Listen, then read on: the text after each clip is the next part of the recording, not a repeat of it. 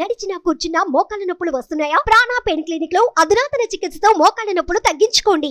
Hi hello నమస్తే, welcome to మనం TV. నేను మీ లాస్య. ప్రస్తుతం మనతో పాటు ఉన్నారు సోషల్ యాక్టివిస్ట్ అండ్ అలాగే ప్రముఖ రాజకీయ విశ్లేషకులు కృష్ణకుమారి గారు. నమస్కారం అండి. సో అసలు ఏం జరుగుతుంది ఆంధ్ర ఎలక్షన్స్లో అంటే అన్నా చెల్లెళ్ళ మధ్య ఒక పోరు అనేది సాగుతోంది. సో వైఎస్ షర్మిల గారు కావచ్చు, వైఎస్ జగన్ గారు కావచ్చు, నిజంగానే అదొక హై డ్రామానా? వాళ్ళలో వాళ్ళు కలిసే ఉంటారు కానీ ఒక రకంగా చెప్పాలంటే నిజంగానే విడిపోవడం లేదు వాళ్ళు, బట్ ఎవరి స్ట్రాటజీస్ వాళ్ళకు ఉన్నాయి అన్నది కూడా ఒక రకంగా వార్తలు వస్తున్నాయి. ఇంకొక రకంగా ఏంటంటే సజ్జల రామకృష్ణ గారు మొన్న చెప్పారు, సొంతం నాన్నని తండ్రిని చంపిన కాంగ్రెస్ పార్టీలో నువ్వు ఎలా చేరుతావు అని అన్నారు. సో ఈ వ్యాఖ్యల్ని మనం ఎలా తీసుకోవాలి? అండ్ వైఎస్ షర్మిల గారి యొక్క వ్యూహాలు ఏమిటి, ఆవిడ ఆలోచన శైలి ఎలా ఉంది ఆంధ్ర పాలిటిక్స్లో అంటే మీరేమంటారు?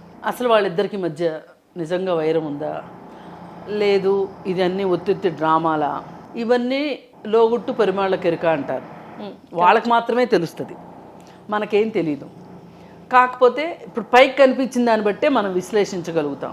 పైకి కనిపించిన దాన్ని బట్టి వాళ్ళిద్దరి మధ్యలో మట్టుకు సఖ్యత లేదు అనేది వాస్తవం. ఎంత డ్రామాలు ఆడుకోవాలి అనుకున్నా అది ఈ రోజుకి వచ్చిన తగదా కూడా కాదు కదా వాళ్ళకి. దాదాపు 2 సంవత్సరాల నుంచి ఆయన హైదరాబాద్ రావట్లేదు లోటస్ పాండ్కి, వీళ్ళు అక్కడికి వెళ్ళట్లేదు. ఇప్పుడు హైదరాబాద్కిను విజయవాడకి తాడేపల్లికి ఎంత ఉందండి డిస్టెన్సు? తిప్పి కొడితే 4.5 గంటలు అంతే. వీళ్ళు వెళ్ళడానికి ఏం పెద్ద కష్టం లేదు, వాళ్ళు రావడానికి పెద్ద ఇబ్బంది లేదు. ఏ రోజైతే ఆవిడ్ని గౌరవాధ్యక్షురాలుగా విజయలక్ష్మి గారిని తప్పించారో అది ఒక బాధాకరమైన సంఘటన. ఆ సంఘటన జరిగినప్పటి నుంచినే వీళ్ళ మధ్యలో సత్సంబంధాలు పోయినాయి. ఆస్తి తగాదాలు కూడా ఉన్నాయి, అదే మెయిన్ కారణం. ఆస్తి తగాదాలు ఉన్నాయి. అది ఆ రోజు ఇక అర్థమైపోయింది. షర్మిలకిన్ను విజయమ్మకి అప్పటి వరకు ఉన్న ఆశ ఏంటి అంటే, అమ్మ పార్టీలో ఇన్వాల్వ్ అయ్యి ఉంది కదా, అమ్మ గౌరవాధ్యక్షురాలు కదా అనే ఒక నమ్మకం షర్మిలకు ఉంది.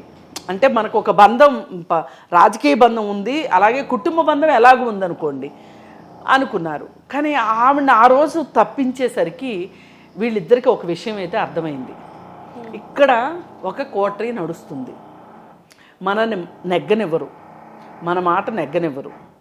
అక్కడ మనం కాకుండా ఇంకెవరున్నారు ఆ ఇంట్లో? వాళ్ళ భార్యాభర్త ప్లస్ వాళ్ళ బాబాయి, చిన్నమ్మ, అలాగే ఇంకా కొంతమంది భారతీ రెడ్డికి సంబంధించిన చుట్టాలు వీళ్ళ చుట్టూనే ఉన్నారు. పైగా సజ్జల రామకృష్ణారెడ్డి గారు వాళ్ళ పక్కన సలహాదారుగా ఉన్నారు. ఆయన రాజకీయ సలహాదారా, కుటుంబ సలహాదారా, ఏ సలహాదారు అనేది మనం అయితే చెప్పలేం కాదు. అన్ని రకాల సకల శాఖ మంత్రిలాగా ఆయన ఉన్నారు అక్కడ. అయితే బయటకు వచ్చిన వార్తలు ఏంటి అంటే, ఆస్తుల దగ్గర, ఆస్తుల పంపకాల దగ్గర వీళ్ళ తగాదా వచ్చింది అనేది ఒకటి. రెండోది, ఇప్పుడు ఏదైనా ఒక కారణం చేత జగన్మోహన్ రెడ్డి బెయిలు రద్దు అయితే ఆయన జైలుకి వెళ్లాల్సిన పరిస్థితి వస్తే ముఖ్యమంత్రి ఎవరవుతారు? ఆ ఇంట్లో ఇద్దరికి అయ్యే హక్కు ఉంది. ఒకటి గౌరవాధ్యక్షురాలుగా విజయమ్మకుంది. రాజకీయాల్లో అప్పటి వరకు ఒక ప్రముఖ పాత్ర జగన్మోహన్ రెడ్డి తర్వాత పాత్ర పోషించిన షర్మిలకు ఉంది. డెఫినెట్లీ, ఎందుకంటే ఆనాడు 3000 కిలోమీటర్లు నడిచింది. ఆ జగనన్న వదిలిన బాణాన్ని రాజన్న బిడ్డని అని చెప్పి ప్రజల ముందుకెళ్ళి జగన్మోహన్ రెడ్డి తర్వాత ఒక రకంగా పెళ్ళయిన తర్వాత పుట్టింటితోటి అంత సంబంధాలు నెరపాల్సిన అవసరం మామూలుగా అయితే మన కుటుంబాల్లో ఉండదు. కానీ ఆవిడ అలా కాకుండా అనిల్ కావచ్చు, ఆమె కావచ్చు, ఇల్లరకపు అల్లుల్లాగా, ఇల్లరకపు కూతురులాగా వీళ్ళు వ్యవహరించారు. అంటే అంతా ఆ కుటుంబం కోసమే అన్నట్టున్నారు. వీళ్ళది ఒక సపరేట్ కుటుంబం అన్నట్లుగా వీళ్ళు ఎప్పుడు లేరు. మరి ఈ పరిస్థితుల్లో వీళ్ళిద్దరినీ పక్కకు పెట్టిన వైనం చూస్తే వీళ్ళకి అర్థమైపోయింది, ఇక వీళ్ళు మనల్ని పక్కన పెట్టారు. అభద్రతా భావమా? ఎందుకంటే నెక్స్ట్ పవర్ షర్మిలాకి వెళ్తుందేమోనని. అసలు కనీసం షర్మిలాకి ఎంపీ టికెట్ ఇమ్మని చెప్పి చాలామంది చెప్పారు, ఎంపీ టికెట్ ఇవ్వలేదు. ఆ MP ticket, Kadapa MP ticket ఇస్తే ఆమె గెలిచి ఉండేది.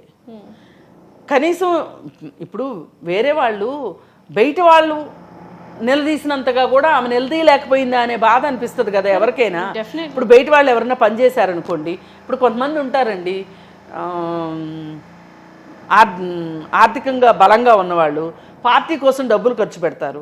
వాళ్ళకి జనాల్లోకి వెళ్ళి ప్రత్యక్ష రాజకీయాల్లో ఎలక్షన్స్లో పాల్గొనే ఇష్టం లేదనుకోండి, ఏం తెలియదు కూడా, ప్రజా సమస్యల గురించి కూడా అవగాహన ఉండదు. అలా అయినా కానీ అలాంటి వాళ్ళు ఏం చేస్తారు, మేము పార్టీ కోసం ఇంత పెట్టాం కాబట్టి మాకు ఒక ఎమ్మెల్సీ ఇమ్మని అడుగుతారు, లేకపోతే రాజ్యసభ ఎంపీ ఇస్తారు.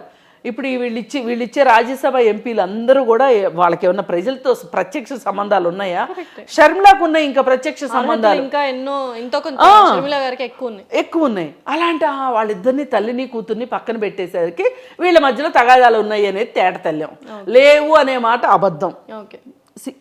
ఇది ఒక క్లారిటీ కదా. ఇంకా నెక్స్ట్ క్లారిటీ ఏంటి అంటే, మరి ఆమెని పక్కకి నెట్టేసిన తర్వాత ఆమె దారి ఆమె చూసుకున్న తర్వాత ఆమె ఏ దారి చూసుకుంటే మీకెందుకు? ఇప్పుడు విడాకులు ఇచ్చిన భార్య విడాకులు ఇచ్చిన భర్త ఉంటారనుకోండి, విడాకులు ఇచ్చిన తర్వాత నా భార్య ఏం చేస్తే నాకెందుకు అన్నట్లు ఉండాలి. విడాకులు ఇచ్చిన తర్వాత భార్యగా భర్తకు విడాకులు ఇచ్చిన తర్వాత నా భర్త ఏమైపోతే ఏంటి అంతే. వాళ్ళు ఇంకో పెళ్లి చేసుకుంటారా, లేకపోతే ఒంటరిగా ఉంటారా, కష్టాలు పడతారా, అని నీకు అనవసరం కదా. అట్లాగే మీ పార్టీలో నుంచి తెలివిగా పక్కకు పంపించారు, మీ దారికి అడ్డం లేకుండా చేసుకున్నారు. అలాంటప్పుడు వాళ్ళు ఏ గంగలో దూకితే మీకెందుకు? ఇప్పుడు ఆమె కాంగ్రెస్ పార్టీలో చేరిందని బాధ. కాంగ్రెస్ పార్టీలో ఎట్లా చేరుతుంది? తండ్రిని చంపిన పార్టీ. ఇన్ని రోజులు ఏం చేశాను? మరి అంబానీకి సపోర్ట్ చేస్తున్నాడు అప్పట్లో అనడం, రాజశేఖర రెడ్డి గారిని అంబానీ సోనియా గారిని కలిసి చంపేశారు అని అన్నారు. మీ సాక్షి పేపర్లో వచ్చింది, సాక్షి టీవీలో కూడా వచ్చింది. ఆ వచ్చిన సందర్భంగా అంబానీ వాళ్ళ రిలయన్స్ షాపులు బద్దలు కొట్టడం, తగలబెట్టిన సందర్భం ఉంది.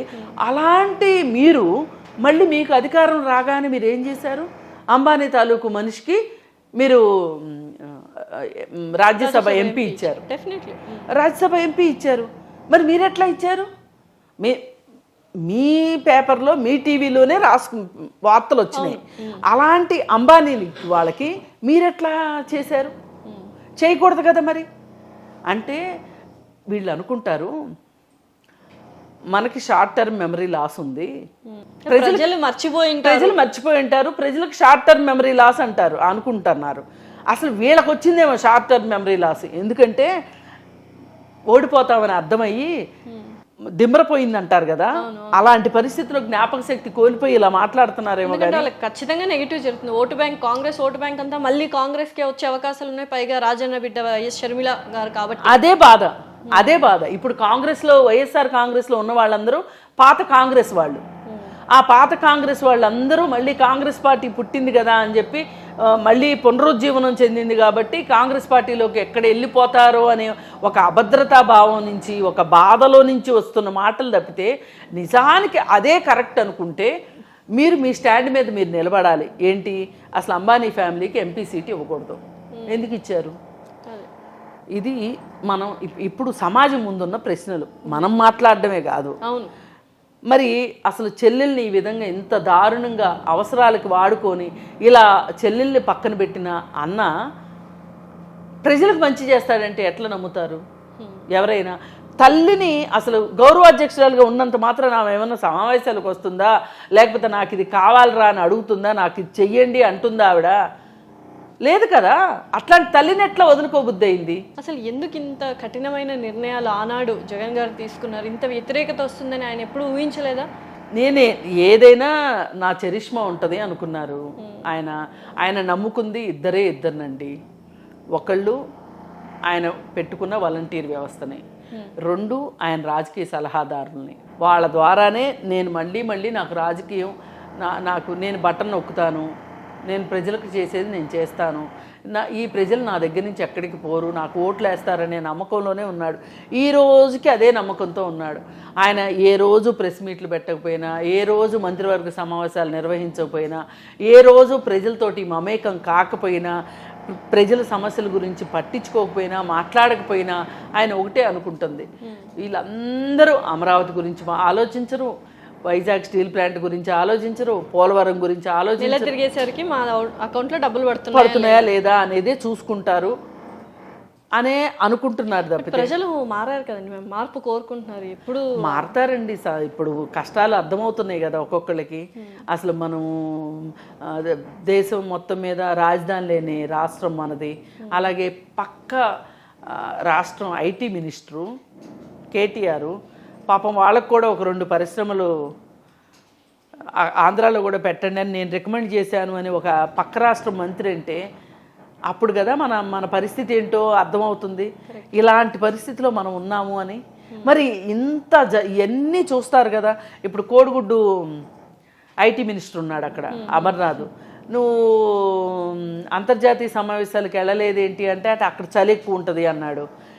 లేదు మరి అసలు మీరు ఆంధ్రప్రదేశ్ పక్కనే ఉంది కదా, తెలంగాణ పక్కనే ఉంది కదా, తెలంగాణతో మీరు ఎప్పుడు పోటీ పడతారు అంటే అవన్నీ ఎప్పుడో ఎస్టాబ్లిష్ అయిపోయిన రాష్ట్రము, మాది ఇప్పుడే కదా గుడ్డు పెట్టింది కోడి, ఈ గుడ్డు పిల్ల అవ్వాలి, పిల్ల పెద్ద అవ్వాలి అని కోడిగుడ్డు సామెతలన్నీ చెప్పుకుని వచ్చాడు. కోడిగుడ్డు సామెతలు. ఇలాంటి ఐటీ మినిస్టర్ ఉన్నాడు. ఈ ఐటీ మినిస్టర్ ఉండగా ఎవరిని ప్రభావితం చేశాడు? నలుగురితోటి ఇంగ్లీష్లో మాట్లాడడం వచ్చా అంటే నేను ఐటీ మినిస్టర్ కాబట్టి అడుగుతున్నా. ఇప్పుడు ఎందుకంటే ప్రపంచ దేశాల నుంచి పోటీ పడాలి, లాంగ్వేజ్ అనేది వెరీ ఇంపార్టెంట్ బ్యారియర్. పెట్టుబడులు ఆకర్షించాలి అన్న, నువ్వు పవర్ పాయింట్ ప్రెజెంటేషన్ ఇవ్వాలి అన్న, ఎంత అధికారులు ఉన్నప్పటికీ కూడా నీ రోల్ నీకు ఉంటుంది కదా. మరి అలాంటి ఐటీ మినిస్టర్ ఏం చేశాడు? లేదు అనుకుంటే ఇంకొక మినిస్టర్ ఏం చేశాడు? పర్యాటక శాఖ మంత్రి ఏం చేస్తుంది? అన్నీ వస్తాయి కదా బయటికి. పైగా వీళ్ళని వాళ్ళ శాఖ గురించి వాళ్ళు అర్థం చేసుకునే లోపే మనం ఎన్నాళ్ళు ఉంటామో తెలీదు. ఎప్పుడు ఆయన ముందే చెప్పి ఇచ్చాడు, మీరు సరిగా పని చేయకపోతే మిమ్మల్ని తీసేస్తానని చెప్పాడు. అంటే 2:30కి మళ్ళీ మార్చాడు కదా. ఇక వాళ్ళకి ఏమి ఆసక్తి ఉంటుంది? సరే ఏదో కాలక్షేపం. ఇప్పుడు ఎలాగో మనం చేసే పని ఏమీ లేదు. ఏదో మంత్రిగా మనకి ఇచ్చిన కారు, మన ఎర్ర లైటు, హోదా, ఆ బొగ్గ ఎర్రబొగ్గ కారు మీద అవి చూసుకుని మురిసిపోయి, సర్లే ఇది తుమ్మితే ఊడిపోయే ముక్కు లాంటి పదవి, దీని గురించి మనం అంత సీరియస్నెస్ ఎందుకు? నిజమే. ప్రజల్లో అయితే మీరు అన్నట్టు మంత్రుల్లోనే కాదు ప్రజల్లో కూడా అసంతృప్తి ఉంది.